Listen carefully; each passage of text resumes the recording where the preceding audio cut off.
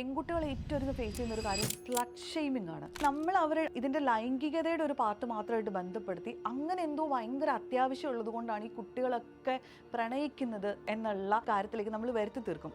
അപ്പോൾ ഞാനങ്ങനെ എല്ലാം സത്യമല്ല, ഞാൻ തുറന്നു പറഞ്ഞു. സംഗതി ഉള്ളതാണ്, പ്രേമമുണ്ട്. ആ സ്പോട്ടിൽ വീണു ആദ്യത്തെ ആഴ്ച. കുട്ടികളുടെ മനസ്സിലില്ലാത്ത പല തോട്ട്സിനെയും പ്രൊവോക്ക് ചെയ്യുന്ന തരത്തിലുള്ള വിചാരങ്ങൾ ഇട്ട് കൊടുക്കുന്നത് മിക്കപ്പോഴും അഡൾട്ട്സ് ആണ്. നമുക്ക് ചിലർക്ക് ഒഫൻസീവായിട്ട് ഫീൽ ചെയ്താലും പ്രശ്നമില്ല. മതം പറഞ്ഞു കൊടുക്കുന്ന ആരെയെങ്കിലും കൊണ്ട് കുട്ടികളെ കൗൺസിൽ ചെയ്യിപ്പിക്കാനുള്ള സാധ്യതയുണ്ട്. അവർ ഈ പറഞ്ഞ പോലെ ഗിൽട്ട് ഇൻഡ്യൂസ് ചെയ്യാനും എന്തുകൊണ്ട് മതത്തിനെ ബേസ് ചെയ്തിട്ട് നമ്മളിത് ചെയ്യാൻ പാടില്ല എന്നുള്ളൊരു കാര്യമായിരിക്കും പറയുക. പക്ഷേ ഇന്നത്തെ കുട്ടികളെ അത്തരം കാര്യങ്ങളിൽ പറഞ്ഞ് കൺവിൻസ് ചെയ്യുക എന്ന് പറയുന്നത് കുറച്ച് ബുദ്ധിമുട്ടായിട്ടുള്ള കാര്യം. നമസ്കാരം and welcome to another episode of life unedited. Valentine's Day ഒക്കെ അല്ലേ, അതുകൊണ്ട് കുറച്ച് പ്രേമത്തെക്കുറിച്ച് സംസാരിക്കാം എന്ന് വിചാരിച്ചു. അപ്പോൾ അവനവൻ്റെ കാര്യം പറഞ്ഞു തുടങ്ങണമല്ലോ, പ്രത്യേകിച്ച് ഇത് ലൈഫ് അൺഎഡിറ്റഡ് ആയതുകൊണ്ട്. എൻ്റെ പ്രേമം പണ്ട് ഗംഭീരമായിട്ടൊന്ന് വീട്ടിൽ പൊക്കിയായിരുന്നു. ഇത് ഞാൻ പലയിടത്തും പല പ്ലാറ്റ്ഫോമുകളിലും പറഞ്ഞിട്ടൊക്കെ ഉള്ള കാര്യമാണ്. ഈ പ്രേമം വീട്ടിലറിയുന്നത് ആ ദിവസത്തെക്കുറിച്ച് ആലോചിച്ച് കഴിഞ്ഞാൽ ഇന്നും പലരുടെ നെഞ്ചിലും അതേ ആ ഒരു ഇടിപ്പും ഭയവും ഒക്കെ ഉണ്ടാവും. കാരണം അത്രയ്ക്ക് പ്രശ്നമുള്ളൊരു ദിവസമായിരിക്കും നമ്മുടെ വീട്ടിൽ അന്നത്തെ ദിവസം. അപ്പോൾ ഞങ്ങളുടെ ഇതുപോലെ പ്രണയം വീട്ടിലറിഞ്ഞു. അപ്പം അമ്മ അത് ക്വസ്റ്റ്യൻ ചെയ്യാൻ വേണ്ടിയിട്ട് ഇത് സത്യമാണോ എന്നുള്ള കംപ്ലീറ്റ് ഡേറ്റ കിട്ടിയിട്ടാണ് വിളിക്കുന്നത്. പക്ഷെ സത്യമാണോ എന്ന് ചോദിച്ചറിയുന്ന ഒരു മൊമെൻ്റ് ഉണ്ടല്ലോ. എനിക്ക് പിന്നെ ഈ 2 പ്രാവശ്യം എന്നെ ഒന്ന് കുറഞ്ഞു കഴിഞ്ഞാൽ ഞാൻ ഉള്ള സത്യം ഫുള്ള് വിളിച്ചു പറയും. ചോദിക്കാത്ത കാര്യം കൂടെ ഞാൻ വേണമെങ്കിൽ പറഞ്ഞു കൊടുക്കും. അപ്പം ഞാനങ്ങനെ എല്ലാം സത്യമല്ല, ഞാൻ തുറന്നു പറഞ്ഞു. സംഗതി ഉള്ളതാണ്, പ്രേമമുണ്ട്. ആ സ്പോട്ടിൽ വീണു ആദ്യത്തെ അടി. അപ്പോൾ അടി എന്നൊക്കെ പറഞ്ഞാൽ പിന്നെ അമ്മയ്ക്ക് കണ്ണ് കാണില്ലായിരുന്നു. അപ്പോൾ ശരിക്കും എനിക്കറിയാം ആ സമയത്ത് അമ്മ ഗോ ത്രൂ ചെയ്തിട്ടുള്ള ഒരു ഇമോഷൻ എന്തായിരിക്കും എന്നുള്ളത് എനിക്കിപ്പോൾ ശരിക്കും മനസ്സിലാവുന്നുണ്ട്. ടീനേജറായിട്ടുള്ളൊരു മകൾക്കൊരു പ്രണയം ഉണ്ട് എന്നൊക്കെ അറിയുന്നത് അതും അത്രയും വർഷം മുന്നേ ആണല്ലോ. അപ്പോൾ ആ സമയത്ത് അത് ഭയങ്കര എടുക്കാൻ പറ്റാത്തൊരു പ്രശ്നമായിരുന്നു. അപ്പോൾ അമ്മ ഭയങ്കരമായി തന്നെ അമ്മ പ്രതികരിച്ചു. കുറച്ച് സമയത്തിനുള്ളിൽ തന്നെ ഞാൻ വീട്ടിൽ ഭയങ്കരമായിട്ട് ഐസൊലേറ്റഡ് ആയി. വീട്ടിൽ ആരും എന്നോട് സംസാരിക്കുന്നില്ല. അപ്പോൾ എൻ്റെ അച്ഛൻ സ്ഥലത്തില്ല, അച്ഛൻ വിദേശത്തായിരുന്നു. അച്ഛനോട് ഇവർ കമ്മ്യൂണിക്കേറ്റ് ചെയ്തിട്ടില്ല ആ സമയത്ത്. അപ്പം തന്നെ ഇവർ ശ്രീൻ്റെ വീട്ടിലെ നമ്പർ അന്വേഷിച്ചു. ശ്രീയുടെ വീട്ടിൽ വിളിച്ചത് ശ്രീയുടെ അമ്മയുടെ അടുത്ത് അമ്മ സംസാരിച്ചു, അതുപോലെ ശ്രീൻ്റെ അടുത്ത് സംസാരിച്ചു. അങ്ങനെ പ്രശ്നങ്ങൾ കംപ്ലീറ്റ് ഭയങ്കര കോംപ്ലക്സ് ആയൊരു ദിവസമാണ്. എനിക്ക് ഓർക്കാൻ തീരെ ഇഷ്ടമില്ലാത്തൊരു ദിവസമാണ്. പക്ഷെ പിന്നീട് വർഷങ്ങൾ കഴിഞ്ഞിട്ട്, ഞാൻ അതേ ആളെ തന്നെയാണ് കല്യാണം കഴിച്ചത്, വേറെ കാര്യം. അപ്പോൾ വർഷങ്ങൾ കഴിഞ്ഞിട്ട് ഇതേ കാര്യത്തെക്കുറിച്ച് നമ്മളിരുന്ന് സംസാരിക്കാറുണ്ട്. ഞാൻ അമ്മയോട് സംസാരിക്കാറുണ്ട്. അപ്പോൾ ഞാൻ അമ്മയുടെ അടുത്ത് ചോദിക്കും, ഇന്നാണ് അങ്ങനത്തെ ഒരു സംഭവമെങ്കിൽ ഈ ഒരു പ്രായത്തിൽ അമ്മയ്ക്കുള്ള നോളജും ലൈഫിനോടുള്ള എക്സ്പീരിയൻസും ആറ്റിറ്റ്യൂഡും ഒക്കെ വെച്ചിട്ട് ഇന്നാണെങ്കിലും അമ്മ അങ്ങനെ തല്ലുകയായിരിക്കും ഫസ്റ്റ് റിയാക്ഷൻ എന്ന് ചോദിച്ചപ്പോൾ അമ്മ പറഞ്ഞു, ഇന്നാണെങ്കിലും ഒരിക്കലും തല്ലില്ലായിരുന്നു എന്ന് പറഞ്ഞു. അപ്പോൾ എനിക്ക് ഇന്ന് സംസാരിക്കാൻ ആഗ്രഹമുള്ള വിഷയം ഇതാണ്. കുട്ടികളുടെ പ്രണയം വീട്ടിലറിയുമ്പോൾ ഉണ്ടാകുന്ന റിയാക്ഷൻ ഉണ്ടല്ലോ, ഹൗ ടു റിയാക്ട് എന്നുള്ളത് പല പേരൻസിനും ഭയങ്കര കൺഫ്യൂഷനുള്ളൊരു കാര്യമാണ്. അപ്പം നമുക്ക് ഇന്നത്തെ വീഡിയോയിൽ അതിനെക്കുറിച്ച് സംസാരിക്കാം.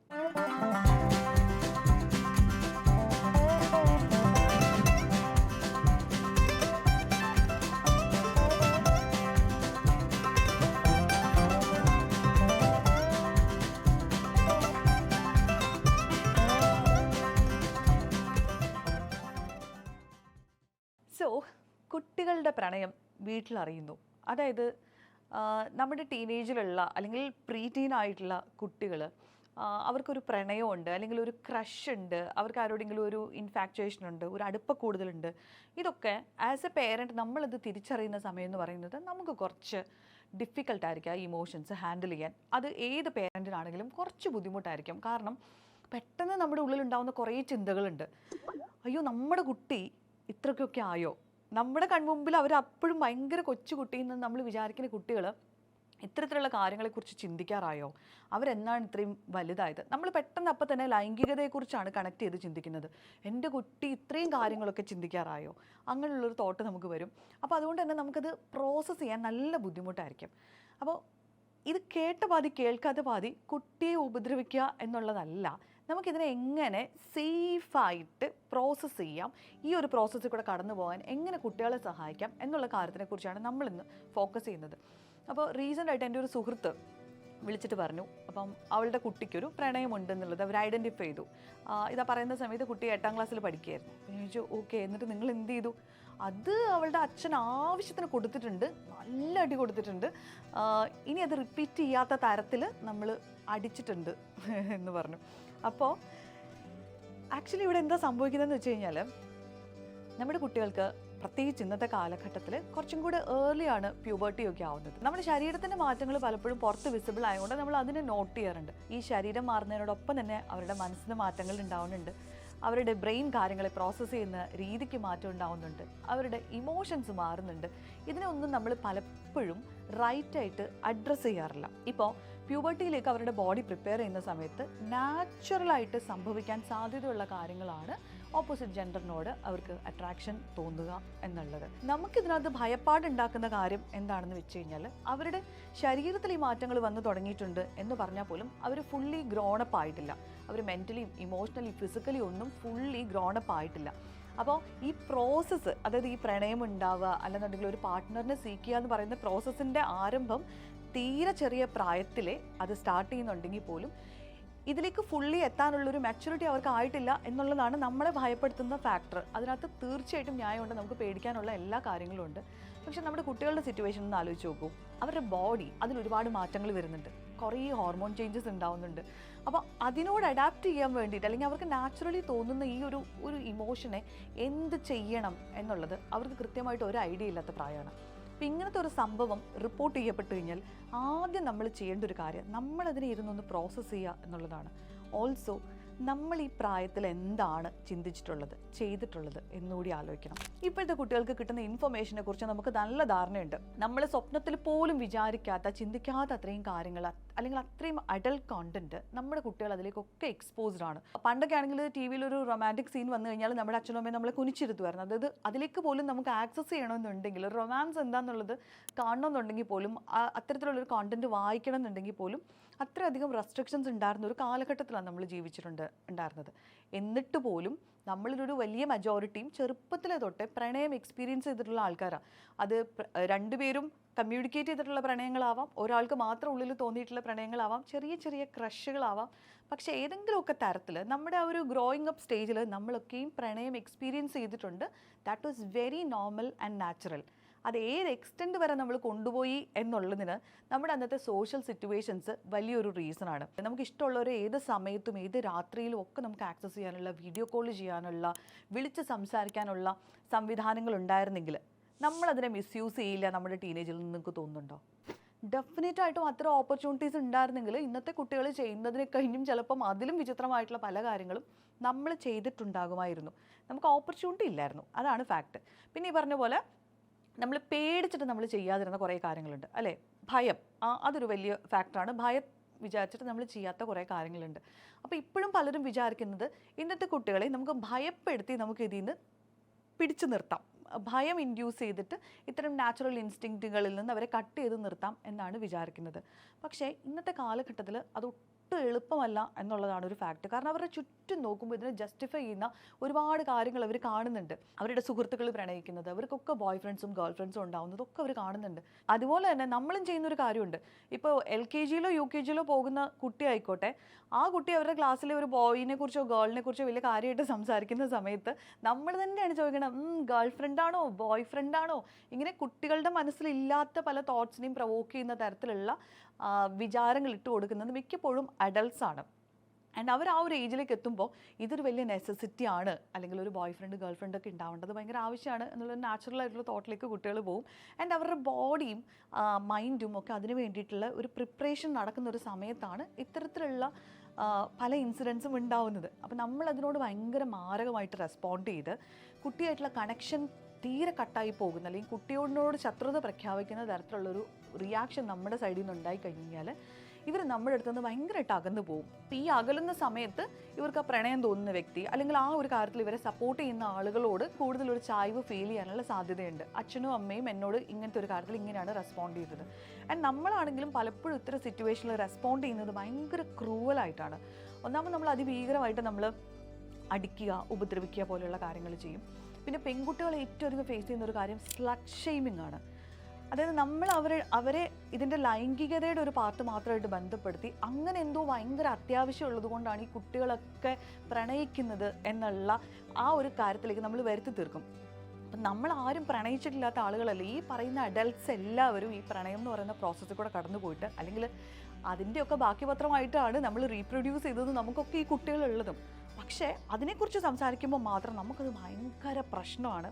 അതുകൊണ്ട് തന്നെ ഏതെങ്കിലും ഒരു പെൺകുട്ടിക്കാണ് അങ്ങനത്തെ ഒരു ഇമോഷൻ ഒരു ആൺകുട്ടിയോട് തോന്നി എന്ന് പറഞ്ഞു കഴിഞ്ഞാൽ നമ്മൾ അപ്പം തന്നെ ചെയ്യുന്നത് സ്ലട്ട് ഷെയിം ചെയ്യുകയാണ്.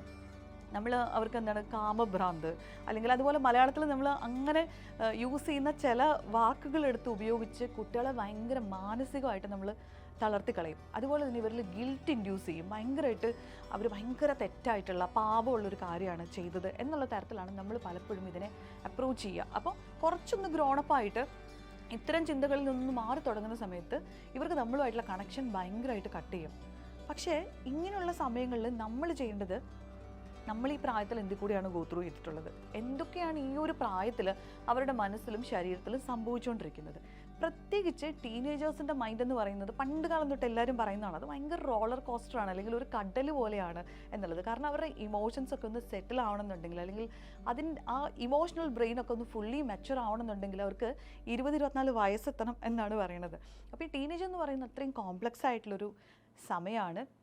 ഇന്നത്തെ കുട്ടികൾക്ക് കിട്ടുന്ന എക്സ്പോഷറും അത്ര അധികമാണ്. അതുകൊണ്ട് തന്നെ ഇത്തരം കാര്യങ്ങളിൽ കൂടെയൊക്കെ നാവിഗേറ്റ് ചെയ്യാൻ ആസ് എ പേരൻറ്റ് നമ്മൾ അവരുടെ ഒപ്പം നിന്ന് അവരെ ഹെൽപ്പ് ചെയ്യുകയാണ് വേണ്ടത്. ഒപ്പം നിൽക്കുക എന്ന് പറഞ്ഞു കഴിഞ്ഞാൽ ഓക്കെ എന്നാൽ നാളെ തൊട്ട് ബോയ് ഫ്രണ്ട് കൂടെ പൊക്കോളൂ എന്ന് പറഞ്ഞ്, അല്ലെങ്കിൽ നാളെ തൊട്ട് ഗേൾ ഫ്രണ്ടെ വിളിച്ചുകൊണ്ട് വീട്ടിലേക്ക് വന്നോളൂ, അങ്ങനെയല്ല. കാരണം നമ്മൾ കുട്ടികളെ ഈ ഒരു കാര്യത്തിൽ ഈ ഒരു ഇമോഷനിൽ കൂടെ ഗോ ത്രൂ ചെയ്യാൻ ഹെൽപ്പ് ചെയ്യണമെന്ന് പറഞ്ഞു കഴിഞ്ഞാൽ അപ്പം തന്നെ ആൾക്കാർ പറയുന്നൊരു കാര്യം, നിങ്ങളിങ്ങനെ പുരോഗമനം പറഞ്ഞ് ഇപ്പോഴത്തെ പിള്ളേർക്ക് എല്ലാത്തിനും വളം വെച്ച് കൊടുക്കൂ എന്നുള്ളതാണ് പറയുന്നത്. അപ്പം നമ്മളെ കഴിഞ്ഞും അറിവുള്ളവരും എക്സ്പോഷർ കിട്ടുന്നവരുമാണ് ഇപ്പോഴത്തെ കുട്ടികൾ. നമ്മൾ ഒരു വഴി അടച്ച് നമ്മൾ അവരോട് റൂഡായിട്ട് ബിഹേവ് ചെയ്ത് കഴിഞ്ഞാൽ അവർ വേറെ 100 വഴികൾ കണ്ടുപിടിക്കും. അത് ഈ പേരൻസിനൊക്കെ കൃത്യമായിട്ട് അറിയുന്ന കാര്യമാണ്. അതുകൊണ്ട് തന്നെ നമ്മുടെ ലിമിറ്റഡ് ആയിട്ടുള്ള നോളജ് വെച്ചിട്ട് പലപ്പോഴും നമ്മളിവരെ ജഡ്ജ് ചെയ്യുക, അവരെ പിടിച്ചു വെക്കാനൊക്കെ ശ്രമിക്കുമ്പോൾ ഇവർ കൈവിട്ടു പോകാനുള്ള സാധ്യതയാണ് കൂടിക്കൊണ്ടിരിക്കുന്നത്.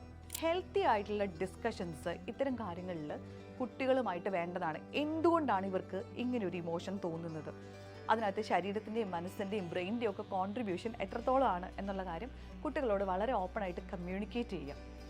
നമ്മുടെ പ്രീവിയസ് എക്സ്പീരിയൻസുകൾ എന്തെങ്കിലും ഉണ്ടെങ്കിൽ അച്ഛനും അമ്മയ്ക്കും ഒക്കെ ഈ പ്രായത്തിൽ ഇങ്ങനെയുള്ള ഇമോഷൻസ് ഒക്കെ തോന്നിയിട്ടുണ്ടായിരുന്നു. പക്ഷേ അതിനൊരു സീരിയസ് ലെവലിലേക്ക് നമ്മൾ കൊണ്ടുപോകുന്നത് എങ്ങനെയാണ്, അത്തരം കാര്യങ്ങളെക്കുറിച്ച് കുട്ടികളോട് ഓപ്പണായിട്ട് സംസാരിക്കാം. എൻ്റെ മകൾ എന്നോട് പലപ്പോഴും ചോദിക്കാറുണ്ട്, അമ്മ എന്തുകൊണ്ടാണ് അച്ഛനെ കല്യാണം കഴിച്ചത് എന്ന് ചോദിക്കാറുണ്ട്.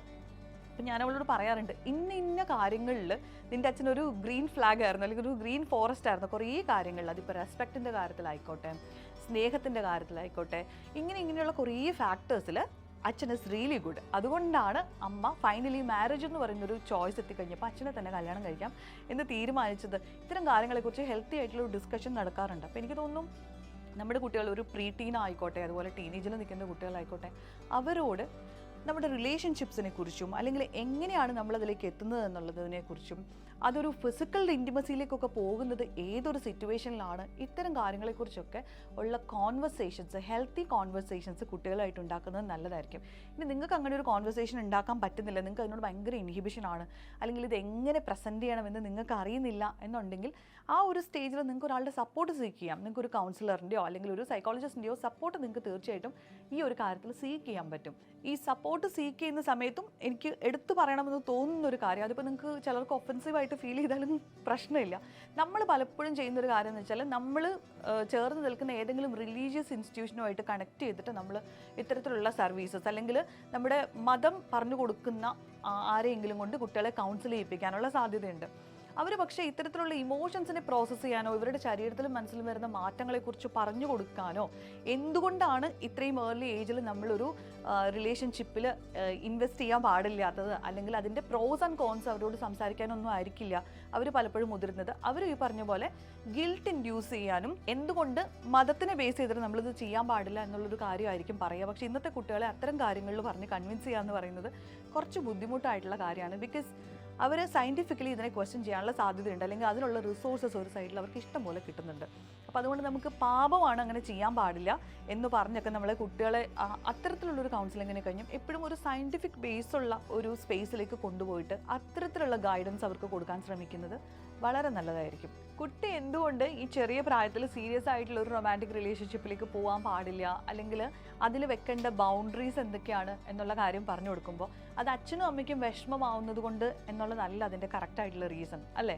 അതിന് കൃത്യമായിട്ടുള്ള റീസൺ ഉണ്ട്. അപ്പോൾ നമ്മളെപ്പോഴും ആ റീസണുകൾ വെച്ചിട്ട് കുട്ടികളോട് കണക്ട് ചെയ്ത് സംസാരിക്കാൻ ശ്രമിക്കുന്നതായിരിക്കും ഏറ്റവും നല്ലത്. അതുപോലെ കുട്ടികളുടെ കോൺവെർസേഷൻസ് മാക്സിമം അവർ നമ്മളോട് വീട്ടിൽ വന്നിട്ട് കമ്മ്യൂണിക്കേറ്റ് ചെയ്യുന്ന കാര്യങ്ങൾ നമ്മൾ കീനായിട്ട് ഒബ്സർവ് ചെയ്യാൻ ശ്രമിക്കുക. അപ്പോൾ അവർ ചിലപ്പോൾ വന്ന് പറഞ്ഞു തരിക്കും, എൻ്റെ ക്ലാസ്സിൽ ഒരു കുട്ടിക്ക് ഒരു ക്രഷ് ഉണ്ട് എന്ന് ചിലപ്പോൾ വന്ന് പറഞ്ഞു എന്നിരിക്കും. ഇത് പലപ്പോഴും നമ്മുടെ ഇതിനോടുള്ള റെസ്പോൺസ് ചെക്ക് ചെയ്യാൻ വേണ്ടിയിട്ടായിരിക്കും കുട്ടികൾ ഇങ്ങനെ പറയുന്നത്. അപ്പോൾ ഇത്തരം കാര്യങ്ങളോട് അതിനോട് ക്യൂരിയസ് ആയിട്ട് എന്നിട്ട് എന്താണ് അങ്ങനെയുള്ള വിശേഷങ്ങൾ ചോദിക്കുക, ഇവരുമായിട്ട് കണക്ട് ചെയ്യാൻ ട്രൈ ചെയ്യുകയും ചെയ്യേണ്ടത് വളരെ ഇമ്പോർട്ടൻ്റ് ആയിട്ടുള്ളൊരു കാര്യമാണ്. അതിൽ ഫുൾ അറ്റൻഷൻ കൊടുത്തിട്ട് തന്നെ നമ്മൾ പാസീവായിട്ടല്ല പല കാര്യങ്ങൾ ചെയ്യുന്നതിൻ്റെ കൂട്ടത്തിൽ എന്നിട്ട് എന്നുള്ളതല്ല, ഇത്തരം കോൺവെർസേഷൻസ് അവരെ എൻകറേജ് ചെയ്യുക, അവരെന്താണ് പറയുന്നത് എന്നുള്ളത് ശ്രദ്ധിക്കുക, അവരുടെ ഇത്തരം കാര്യങ്ങളോടുള്ള ആറ്റിറ്റ്യൂഡ് എന്താണ് എന്നുള്ളത് ശ്രദ്ധിക്കുക.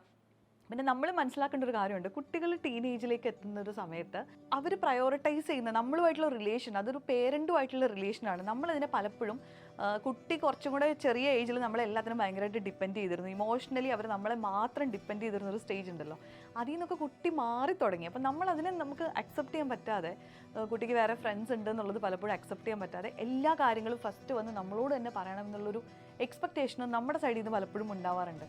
അപ്പോൾ നമ്മളായിക്കൊള്ളുന്നില്ല കുട്ടിയുടെ ബെസ്റ്റ് ഫ്രണ്ട്. ആ ഏജിനനുസരിച്ചിട്ട് അവർക്ക് ഉണ്ടാവേണ്ട ചേഞ്ചസ് അവർക്ക് ഉണ്ടായിക്കൊണ്ടിരിക്കുകയാണ്. ആ ഒരു അക്സെപ്റ്റൻസ് നമ്മുടെ സൈഡിൽ നിന്നും ഉണ്ടാവണം. ആൻഡ് ഓൾസോ പലപ്പോഴും നമുക്കറിയാം വളരെ ടോക്സിക് ആയിട്ടുള്ള റിലേഷൻസിൽ വളരെ ഏർലി ഏജിൽ തന്നെ കുട്ടികൾ ചെന്ന് പെട്ടിട്ട് ആ ഒരു ലൂപ്പിൽ പെട്ടുപോകുന്ന കുട്ടികൾ, എന്നിട്ട് തിരിച്ച് ഇവർക്ക് വീട്ടിൽ വന്ന് പോലും ഇത് കമ്മ്യൂണിക്കേറ്റ് ചെയ്യാൻ പറ്റില്ല, ബിക്കോസ് ഓൾറെഡി പെട്ടുപോയി എന്നുള്ളൊരു അവസ്ഥയിലാണ്. അപ്പോൾ വീട്ടിൽ പറഞ്ഞു കഴിഞ്ഞാൽ ഭീകര റിയാക്ഷൻ ആയിരിക്കും എന്നുള്ളത് കൊണ്ട് കുട്ടികൾക്ക് ഒരിക്കലും വന്ന് പേരൻസിനോട് ഇത് വന്ന് പറയാനുള്ളൊരു സ്പേസ് പോലും ഉണ്ടാവില്ല. അപ്പോൾ അതുകൊണ്ട് തന്നെ ഒരു ഹെൽത്തി റിലേഷൻ എങ്ങനെ ആയിരിക്കും, അല്ലെങ്കിൽ അത് എങ്ങനെ ആയിരിക്കണം, അത് ഡിസ്റെസ്പെക്റ്റ്ഫുൾ ആവരുത്, അത് അബ്യൂസ് നിറഞ്ഞതാവരുത്, അങ്ങനെയൊക്കെയുള്ള സിറ്റുവേഷൻസ് ഉണ്ടായിക്കഴിഞ്ഞാൽ എന്ത് ചെയ്യണം, ഇത്തരം കാര്യങ്ങളെക്കുറിച്ച് കൂടി നമുക്ക് കുട്ടികളോട് സംസാരിക്കാനുള്ളൊരു സ്പേസ് ഉണ്ടാവണം. അതുപോലെ തന്നെ വളരെ ഇമ്പോർട്ടൻ്റ് ആയിട്ടുള്ളൊരു കാര്യമാണ് നമ്മൾ കുട്ടികൾക്ക് കൃത്യമായിട്ടുള്ള ബൗണ്ടറീസ് സെറ്റ് ചെയ്ത് കൊടുക്കുക എന്നുള്ളത്. അതിപ്പോൾ നമുക്ക് റൂൾസ് ഫിക്സ് ചെയ്യാം, ഇന്ന കാര്യങ്ങളിൽ ഇത്രത്തോളം ട്രാൻസ്പെറൻ്റ് ആയിരിക്കണം, സുഹൃത്തുക്കൾ ആരൊക്കെയാണ് എന്നുള്ളതിനെക്കുറിച്ച് നമുക്ക് ഏകദേശം ഒരു ധാരണ വേണം. ഇപ്പോൾ പുറത്ത് പോവുകയാണെന്നുണ്ടെങ്കിൽ പുറത്ത് പോകുന്നത് ഇപ്പോൾ ആരുടെയൊക്കെ കൂടെയാണ്, ഏതൊക്കെ സ്ഥലങ്ങളിലേക്കാണ് അവർ പോകുന്നത്, എത്ര സമയത്തിനുള്ളിൽ വീട്ടിൽ തിരിച്ചെത്തും, ഇത്തരം കാര്യങ്ങളിൽ അല്ലെങ്കിൽ ഇതുപോലെ നമുക്ക് സെറ്റ് ചെയ്യാവുന്ന കുറേ കാര്യങ്ങളുണ്ട്. അപ്പോൾ എന്താണ് നമ്മൾ കുട്ടിയിൽ നിന്നും എക്സ്പെക്റ്റ് ചെയ്യുന്നത് എന്നുള്ളത് ഏജ് അപ്രോപ്രിയേറ്റ് ആയിട്ട് അവർക്കുള്ള ബൗണ്ടറീസ് കൃത്യമായിട്ട് സെറ്റ് ചെയ്ത് വെക്കാനും, ആ ബൗണ്ടറീസ് അവർ ബ്രേക്ക് ചെയ്ത് കഴിഞ്ഞാൽ ഇതായിരിക്കും അതിനുള്ള കോൺസിക്വൻസസ് എന്നുള്ളത് കൃത്യമായിട്ട് സെറ്റ് ചെയ്യാനുള്ള എല്ലാ റൈറ്റും ആസ് പേരൻസ് നമുക്കുണ്ട്. അപ്പോൾ ആ പേരൻ്റൽ റോളിൽ നമ്മൾ അങ്ങനെ ഫ്രണ്ടായി നിൽക്കണം എന്നുള്ളതല്ല, പേരൻറ്റിൻ്റെ റോൾ ചെയ്യുന്ന സമയത്ത് വി ഷുഡ് ബി ഫേം, നമ്മൾ ബൗണ്ടറീസിൽ കൃത്യമായിട്ട് സ്റ്റിക്ക് ചെയ്ത് നിൽക്കണം. But at the same time എപ്പോഴും ആ ഒരു റീഅഷുറൻസ് കൊടുക്കണം, കുട്ടിക്കൊരു പ്രശ്നം ഉണ്ടെന്നുണ്ടെങ്കിൽ നമ്മൾ അവരുടെ കൂടെയാണ്. ആ സമയത്ത് നമ്മൾ ബ്ലെയിം ചെയ്തിട്ട് മാറി നിന്ന് നീ എന്താണെന്ന് വെച്ചാൽ അനുഭവിക്കുക എന്നുള്ള പോലെയല്ല, കുട്ടി ഗോ ത്രൂ ചെയ്യുന്നത് കുട്ടിയുടെ ആ ഏജിനനുസരിച്ചിട്ട് അവർക്ക് മെൻ്റലി ഇമോഷണലി ഫിസിക്കലി ഒക്കെ വരുന്ന കുറേ കാര്യങ്ങളുടെ ആ കുഴഞ്ഞു മറിഞ്ഞ അവസ്ഥയിൽ കൂടെയാണ് അവർ കടന്നു പോയിക്കൊണ്ടിരിക്കുന്നത്. അതുകൊണ്ട് തന്നെ അതിൽ കൂടെ നാവിഗേറ്റ് ചെയ്യാൻ നമ്മൾ എന്ത് വന്നാലും ഒപ്പം നിൽക്കുമെന്നുള്ളൊരു അഷ്വറൻസ് തീർച്ചയായിട്ടും കുട്ടികൾക്ക് കൊടുക്കണം. അപ്പോൾ പറഞ്ഞു വന്നത് ഇതാണ്, ഇന്നത്തെ കാലത്ത് ഈ പ്രേമം വീട്ടിലറിയുന്ന ഏജ് കുറഞ്ഞുകൊണ്ടിരിക്കും. ഇപ്പോൾ 8 വയസ്സുള്ളവർക്കും അല്ലെങ്കിൽ 10 വയസ്സുള്ളവർക്കൊക്കെ പ്രേമമുണ്ട്, അതും വളരെ ഇൻറ്റൻസ് ആയിട്ടുള്ള ഒരു റിലേഷൻഷിപ്പ് അവർ എക്സ്പീരിയൻസ് ചെയ്യുന്നുണ്ട് എന്നൊക്കെ പേരൻസ് പലപ്പോഴും ഞെട്ടലോടെ തിരിച്ചറിയുന്ന കാര്യമാണ്.